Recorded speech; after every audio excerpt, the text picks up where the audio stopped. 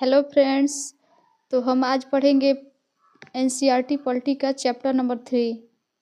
तो अगर आप TRE 4 एग्ज़ाम की तैयारी कर रहे हैं तो आपके लिए ये क्लास बहुत ही इम्पोर्टेंट होने वाली है। तो आइए देखते हैं चैप्टर नंबर 3। इसका नाम है जाति, धर्म और लैंगिक मसले। इसका हेडिंग है लैंगिक मसले और राजनीति। तो देखिएगा, जेंडर इशू एंड पॉलिटिक्स। स्त्री शक्ति का उद्घोष करता बंगाल का एक पोस्टर। लैंगिक असमानता का आधार स्त्री और पुरुष की जैविक बनावट, रूढ़वादी छवियां और तयशुदा सामाजिक भूमिकाएं हैं। मूलगामी बदलाव की मांग करने वाली महिला आंदोलनों ने औरतों के व्यक्तिगत और पारिवारिक जीवन में बराबरी की मांग उठाई। इन आंदोलनों को नारीवादी आंदोलन कहा गया। अगला लाइन देखिएगा, आज वैज्ञानिक, इंजीनियर, प्रबंधक, कॉलेज शिक्षक जैसे पेशों में बहुत सी औरतों को पाते हैं, लेकिन पहले ऐसा नहीं था। पहले लड़कियों को पढ़ने की भी इजाज़त नहीं थी, जबकि पहले इन कामों के महिलाओं को लायक नहीं माना जाता था। दुनिया के कुछ हिस्सों जैसे स्वीडन, नॉर्वे और फिनलैंड जैसी स्कैंडिनेवियाई देशों में सार्वजनिक जीवन में महिलाओं की भागीदारी का स्तर काफ़ी ऊंचा है।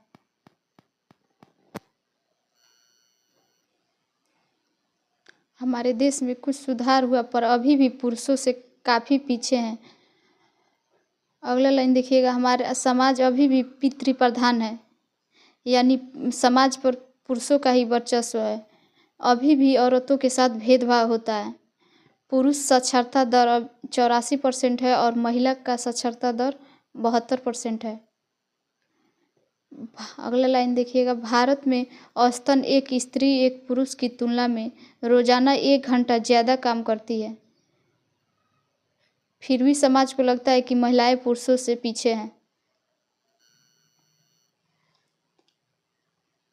समान मजदूरी समान काम अधिनियम 1976 में लागू किया गया। देश का लिंग अनुपात 943 प्रति 1000 पुरुषों की दर पर है, यानी कि 1000 पुरुष हैं तो वहाँ पे महिलाओं की संख्या 943 है। अगला हेडिंग देखिएगा, महिलाओं का राजनीतिक प्रतिनिधित्व। तो इसमें भारतीय विधायिका में महिलाएं प्रतिनिधियों की अनुपात बहुत ही कम है। लोकसभा में पहली बार महिला सांसदों की संख्या 2019 में 14.39% पहुंची। राज्य विधानसभाओं में उनका प्रतिनिधित्व 5% से भी कम है। आज भारत के ग्रामीण और शहरी स्थानीय निकायों में निर्वाचित महिलाओं की संख्या 10 लाख से भी ज़्यादा है। देखिएगा, एक बिल पास हुआ, नारी बंधन शक्ति अधिनियम 106वां संशोधन अधिनियम के द्वारा, कि विधानसभा और लोकसभा में महिलाओं की संख्या 33% रहेगी।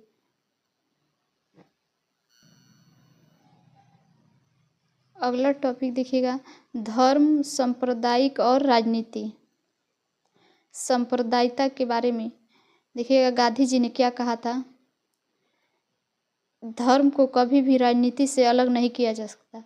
गांधी जी कहा करते थे कि धर्म को कभी भी राजनीति से अलग नहीं किया जा सकता। धर्म से मतलब हिंदू या मुसलमान जैसे धर्म से न होकर नैतिक मूल्यों से था, जो कि सभी धर्मों से जुड़े थे। अगला लाइन देखिएगा, उनका मानना था कि राजनीति धर्म द्वारा स्थापित मूल्यों से निर्देशित होना चाहिए।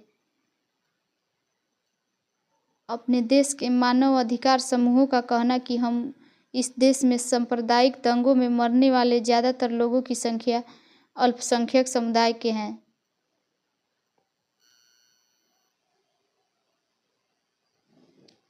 अगला पॉइंट देखिएगा, उनकी मांग थी कि सरकार अल्पसंख्यकों की रक्षा के लिए विशेष कदम उठाए। महिला आंदोलन का कहना था कि सभी वर्गों में वर्णित पारिवारिक कानून महिलाओं से भेदभाव करते हैं। इन आंदोलन की मांग थी कि सरकार को इन कानूनों को समतामूलक बनाने के लिए उनमें कुछ बदलाव करने चाहिए। अगला पॉइंट देखिएगा, समस्या विकराल राजनीति, धर्म, अभिव्यक्ति, एक समुदाय विशिष्टता के दावे और पक्षपोषण का रूप लेने के लिए है। इसके अनुयायी दूसरे धर्मावलंबियों के खिलाफ मोर्चा खोलने लगते हैं। कोई धार्मिक समूह अपनी मांगों को दूसरे समूह के विरोध में खड़ा करना लगता है। अगला पॉइंट देखिएगा, जब राज्य अपनी सत्ता का इस्तेमाल किसी एक पक्ष में धर्म में करने लगता है तो स्थिति और विकट होने लगती है। सांप्रदायिक आधार पर राजनीतिक गोलबंदी सांप्रदायिकता का दूसरा रूप है। अगला हेडिंग देखिएगा, धर्मनिरपेक्ष शासन। भारतीय राज्य में किसी भी धर्म को राजकीय धर्म नहीं माना गया है, जैसे कि श्रीलंका में बौद्ध धर्म और पाकिस्तान में इस्लाम धर्म, इंग्लैंड में ईसाई धर्म को विशेष बनाया गया, लेकिन इंडिया में कोई भी धर्म विशेष नहीं है।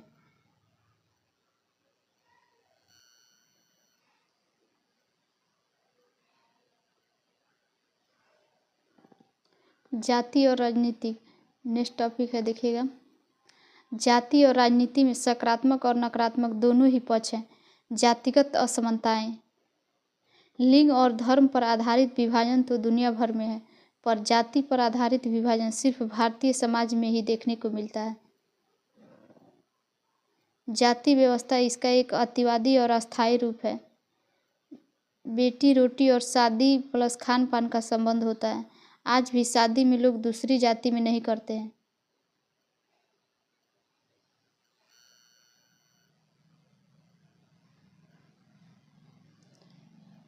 अगला टॉपिक देखिएगा, बड़ व्यवस्था। अन्य जाति समूह से भेदभाव और उन्हें अपने से अलग रखना धारणा पर आधारित है। इसमें अत्यंत जातियों के द्वारा छुआछूत भेदभाव देखने को मिलता है। यही कारण है कि ज्योतिबा फुले, गांधी जी, भीमराव अंबेडकर और पेरियार रामास्वामी नायकर जैसे राजनेता और कुछ समाज सुधारकों ने बहुत सारा काम किया। भेदभाव से मुक्त समाज बनाने के लिए इन्होंने बहुत प्रयास किए। अभी के समय में बहुत बदलाव हुआ है। समकालीन भारत में जाति प्रथा विदा नहीं हुई है। जाति व्यवस्था के कुछ पुराने पहलू अभी भी बरकरार है, जैसे कि लोग अब अपनी जाति में से छोड़कर दूसरे जाति में शादी नहीं करते। अभी भी दलित जाति से छुआछूत का भेदभाव रखते हैं। तो फ्रेंड्स, ये आज का हमारा तीसरा चैप्टर बहुत ही छोटा था, तो समाप्त हो गया। फिर अगला चैप्टर नेक्स्ट वीडियो में देखेंगे। Thank you.